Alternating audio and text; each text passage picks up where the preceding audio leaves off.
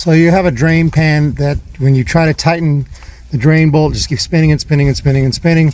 So I'll show you one possible way to fix this without having to go buy and install a brand new oil pan. So first we're going to just drain the oil. Okay, so these should be slightly bigger than your original drain plug. The original drain plug's M14. These are M15 that I got on Amazon. So I'm going to take this guy now. So this only have a ratchet 3/8. This one seems to fit in there nicely.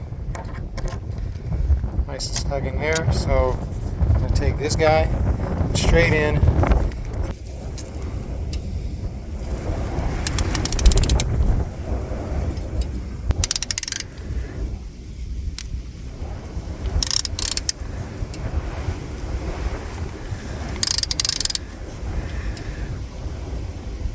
Okay.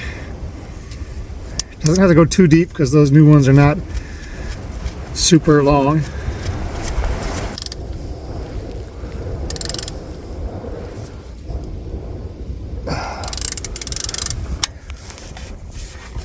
That's what I'm talking about. Nice and tight. Put some new oil. Now that feels nice and tight. That drain plug. So we're going to put some new oil. See how it holds.